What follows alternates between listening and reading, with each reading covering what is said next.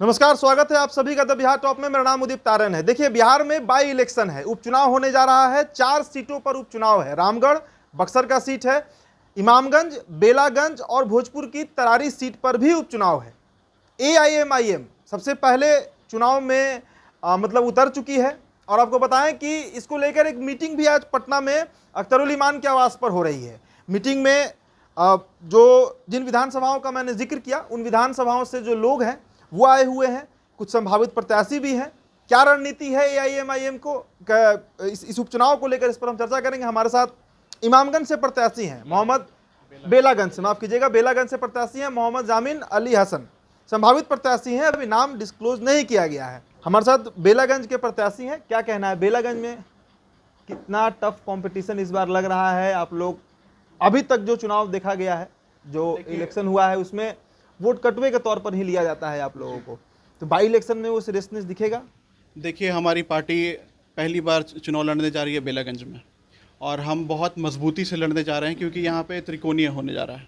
और आप हर जगह के रिजल्ट उठा के देख लीजिए, जहाँ तक पूर्णिया का सवाल है वहाँ पे त्रिकोणीय हुआ और इंडिपेंडेंट कैंडिडेट पप्पू यादव जीते हैं। फिर रुपौली हुआ, रुपौली बाई इलेक्शन हुआ, तो वहाँ पे भी आपने देखा कि लोगों ने ना RJD की तरफ गए ना जदयू की तरफ गए, तो तीसरा विकल्प खोजा, तो उसमें जीत हुई निर्दलीय विधायक की, शंकर सिंह की। तो बेलागंज भी उसी तरह का सीट है जहाँ पे लोग 35 साल का राज देख रहे हैं और लोग उब चुके हैं, क्योंकि विकास नाम की कोई चीज़ नहीं है वहाँ पे। आप जाएंगे, जिस गांव में भी आप घुसेंगे, कहीं भी सड़क नहीं है, ना नाली है, ना गली है, कुछ नहीं। विकास के नाम पे कुछ नहीं हुआ, बस वोट लेते गए। कभी मजबूरी है, कभी मोदी आ जाएगा, कभी नीतीश आ जाएगा, इस मजबूरी के नाम पे वोट करते गए लोग। लेकिन अभी सबसे बड़ी आबादी अगर बेलागंज में है तो वो मुसलमानों की आबादी है, करीब 60,000 के आसपास। और मुसलमान इस बार मन बना लिया है कि हमको तीसरा विकल्प चाहिए, और तीसरे विकल्प के रूप में हमें मीम पार्टी मिली है, जो सबका ध्यान रखती है, जो दलित की बात करती है। हमारे साथ बैठे हैं राणा रंजीत सिंह साहब, ये राजपूत घराना से आते हैं। तो ये मीम जो है, ये सबकी पार्टी हो चुकी है। लोगों ने अब इसको अपना लिया है कि ये सबकी पार्टी हर की बात कर रही है, क्योंकि ये हमारी जो पार्टी है मजलूमों की बात करती है, बेशक गरीब मजलूमों की, जिनका कोई आवाज़ नहीं उठाने वाला है। हमारे सदर साहब वहाँ लोकसभा में बोलते हैं, असदुद्दीन ओवैसी साहब। हमारा बिहार में अख्तरुल इमान साहब हमारी बातों को रखते हैं। तो लोगों को एक उम्मीद जगी है। आपने देखा था 2020 के चुनाव में कितने मुस्लिम को इन्फ्लुएंस आपकी पार्टी कर पाएगी? क्योंकि अभी तक तो यही देखा जा रहा है कि RJD का एकाधिकार है मुसलमानों के वोटों पर। जी, RJD का जो अधिकार जनाधार था वो चकनाचूर हो चुका है। आपने देखा है 2024 का रिजल्ट कि किस तरह लोगों ने नकारा है। जिस तरह से आप बात करिए, इस नदी पार, मतलब हाजीपुर गंगा पार की बात आप करते हैं, तो आपने देखी कि वहाँ पे किस तरह से लोगों ने नकारा। अगर उनको ऑप्शन मिला है तो लोग थर्ड ऑप्शन की तरफ गए हैं। लोग यहाँ तक कि इतना उब चुके हैं कि जदयू को वोट कर दिया, लेकिन RJD को नहीं किया मुसलमानों ने। रुपौली में तो निर्दलीय को मुसलमान वोट किए हैं, बिल्कुल टूट के दिया। पप्पू यादव ने भी कहा, फिर अभी जो क्या कौन जीते हैं वहाँ पे, क्या नाम है, शंकर सिंह ने भी कहा कि मुसलमानों ने हमको वोट किया। और आप देखिए, जहाँ पे मुसलमान अभी वोट कर रहा है, बहुत जागरूक हो चुका है मुसलमान, क्योंकि देख रहा है कि हम ठगे जा रहे हैं। पिछले 15 साल से लालू यादव ने ठगा, 18 साल से नीतीश कुमार ठग रहे हैं। ये हम बात करते हैं, जब मीम की हम बात करते हैं तो हम लीडरशिप की बात करते हैं। हमारे साथ क्या हुआ? हमारे साथ लीडरशिप नहीं खड़ा करने दिया गया। लालू यादव अपने बेटा को खड़ा कर दिए, नीतीश कुमार ने किसी मुस्लिम चेहरा को आगे नहीं आने दिया, अपने समाज का उत्थान करते रहे। हमारी बात कोई नहीं करने वाला। तो हम लोग ने देखा, मुसलमानों ने ये तय किया है कि नहीं, जो हमारी बात करेगा हम तो उसके साथ जाएंगे। और थर्ड ऑप्शन के रूप में मीम तो बहुत अच्छा वो है हमारे लिए थर्ड ऑप्शन, क्योंकि जहाँ तक हमारी जब भी बात होती है, जहाँ तक मॉब लिंचिंग की बात है, हमारा इसका है घर बुलडोज़र राज का बात है, तो ट्रिपल तलाक की बात है, तो CNRC की बात है, ये सब जितने भी हमारे मुद्दे हैं, किसने उठाया? लोकसभा में हमारे नेता ओवैसी साहब ने उठाया, और जब विधानसभा की बारी आती है तो हमारे अख्तरुल इमान साहब अकेले काफ़ी हैं। अभी अल्हम्दुलिल्लाह वो एक हैं, लेकिन इंशाअल्लाह जिस तरह से मुसलमान इस पार्टी से और जुड़ेंगे, राजपूत घराना जुड़ रहा है, पासवान हमारे साथ आए हुए हैं, मल्लाह आए हुए हैं, ये लोग जुड़ेंगे तो पार्टी और तेज़ी से बढ़ेगी, और हम लोग को बहुत बेहतर रिजल्ट का उम्मीद है। और बेलागंज हम लोग जीतने जा रहे हैं इंशाल्लाह। चलिए, बेलागंज जीतने की बात है। बड़ा सवाल ये भी होता है कि जब तक हिंदू वोट नहीं जुड़ेगा AIMIM के साथ, कैसे ये पार्टी बिहार में खुद को स्थापित कर पाएगी? हमारे साथ इमामगंज, आप वहाँ पर पूर्व मुखिया रह चुके हैं। AIMIM जब तक हिंदुओं को नहीं जोड़ेगी, और खासकर जिस समाज से आप लोग आते हैं, अब सहनी लोग भी आए हुए हैं, कुछ हमारी बातचीत हुई थी, कैसे ये पार्टी जीत का दावा कर सकती है, क्योंकि जीतने के लिए सिर्फ मुसलमान वोट पर तो जीत होगी नहीं कोई भी विधानसभा। इस पार्टी का पहला पॉइंट है कि हमारे मुस्लिम भाई जो राजद के समर्थन थे अब वो राजद से मन मोड़ लिए हैं, इसलिए कि आज तक इनको राजद जो है इनको कोई मान्यता नहीं दिया। वो अपना परिवार बाद में रखने लगे हुए हैं और जीतन राम मांझी भी अपने परिवार बाद में आए हुए हैं।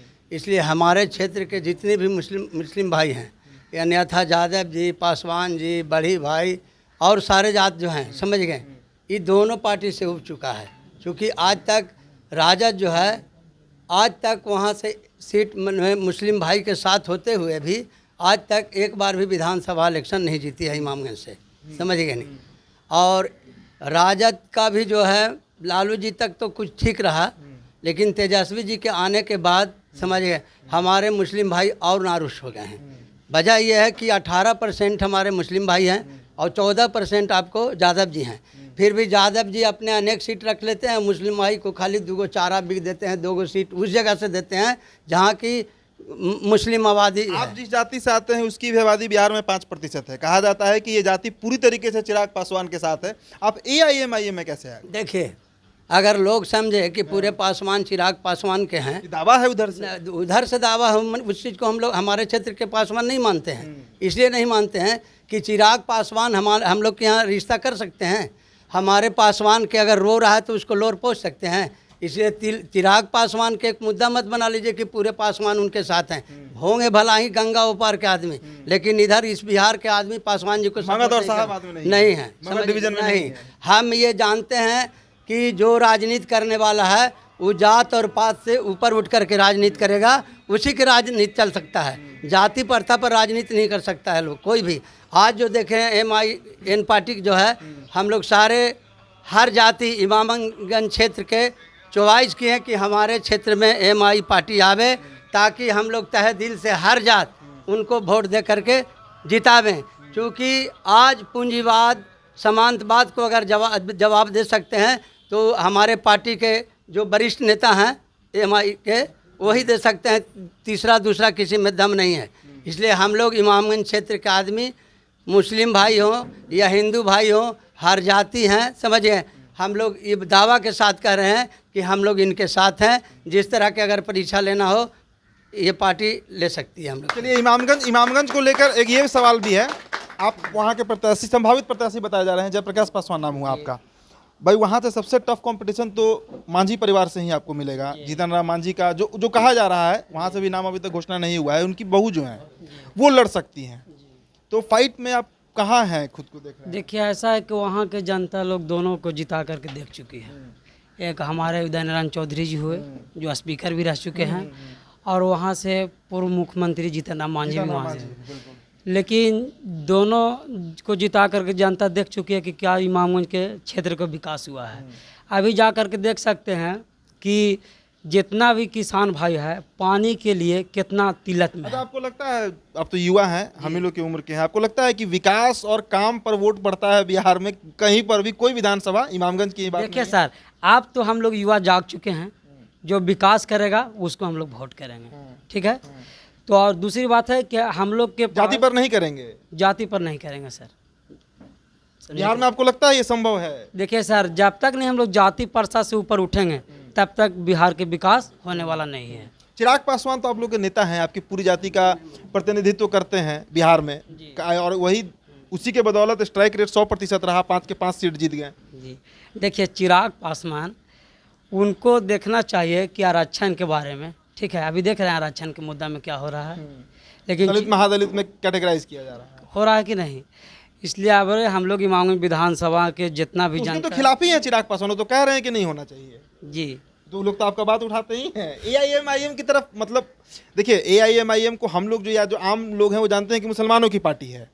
इसमें पासवान का एंट्री, सहनी का एंट्री, अब राणा रंजीत सिंह बैठे हुए हैं, राजपूत हैं, शिवहर चल। सवाल सुन लीजिए, इस तरीके से एक समीकरण जो बनाया जा रहा है ये कितना सफल होगा बिहार में?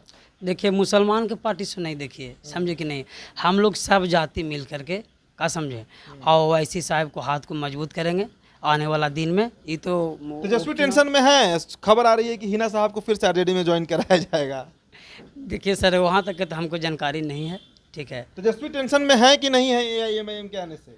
अब हम टेंशन में हैं। सिंह से ही पूछ लेते हैं। राणा जी, चर्चा यहाँ पर हो रही है विधानसभा सीटों को लेकर, 4 सीटों पर चुनाव है, तेजस्वी के सामने चैलेंज ही खड़ा करना है ना।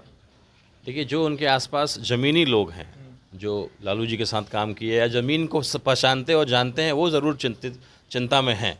लेकिन अब ऐसे लोग जो बाहर रहते हैं और ज़मीन की हकीकत नहीं जानते, उनको शायद फ़र्क ना पड़ता हो, लेकिन चिंता का विषय है। तभी आपने सुना होगा कल हिना साहब जी से और उनके लड़के, उनसे मुलाकात हुई है और चिंतित हैं कि कैसे मुसलमानों को एक किया जाए। क्योंकि अगर लोकसभा में आरजेडी को अगर वोट मिला तो आरजेडी को नहीं मिला है, वो एंटी मोदी वोट मिला है। जब कोई नहीं था तो उसमें आपको देखा और आपको मिला। ये विधानसभा में नहीं होने जा रहा है। विधानसभा में लोग, चूँकि और भी कई पार्टियां, जनसुराज जैसी पार्टियां और 2-4 अच्छी मजबूत पार्टियां जब आएंगी तो वोटों का बिखराव होगा। और ये बात मुसलमान जानता है कि अगर 50,000 60,000 बेलागंज में अगर 60,000 मुसलमान हैं, इमामगंज में 50,000 मुसलमान हैं, अगर वो इस बात को जान गया कि पासवान की जाति और कुछ हिंदू इनके साथ जुड़े हुए हैं, तो अगर पूरा मुसलमान तो एक तरफा मुसलमान वोट प्लस कुछ अगर जुड़ता है तो वो जिताने में बिल्कुल बहुत सक्षम है, बहुत आसानी से वैसी जीत को ले सकते हैं। तो अगला विधानसभा जो आएगा 2025 में हो या उससे पहले हो, उसका एक सेमीफाइनल, उसका सेमीफाइनल जो है आप उपचुनाव में देख लेंगे। अगर प्रशांत किशोर जी क्लेम कर रहे हैं तो उनको भी पता लग जाएगा कि हकीकत ज़मीनी क्या है। अगर तेजस्वी जी को लगता है कि मुसलमान उनका गुलाम है तो उन्होंने गुलामी को त्यागा है कि नहीं त्यागा है, वो इस उपचुनाव में पता लग जाएगा। तो एक बहुत ही अलग और बहुत इंटरेस्टिंग उपचुनाव होने जा रहा है। तो AIMIM की मीटिंग जो है वो पटना में चल रही है। जो 4 विधानसभा सीटें हैं जहां पर बाई इलेक्शन होने जा रहा है, उसको लेकर संभावित प्रत्याशियों से भी हमने बात किया। किस तरीके से मुस्लिम वोट के साथ जो हिंदू वोट है उसको भी जोड़ने का प्रयास है। आपने देखा कि इमामगंज में एक पासवान जो है वो संभावित प्रत्याशी है। मतलब AIMIM धीरे धीरे अपना एक्सपेंशन जो है वो धर्म के बाद जातियों में भी करने जा रही है। तो ये उपचुनाव बेहद महत्वपूर्ण है बिहार की राजनीतिक दृष्टिकोण से, क्योंकि अगले साल बिहार का विधानसभा चुनाव होने जा रहा है। फिलहाल चर्चा में इतना ही। बहुत बहुत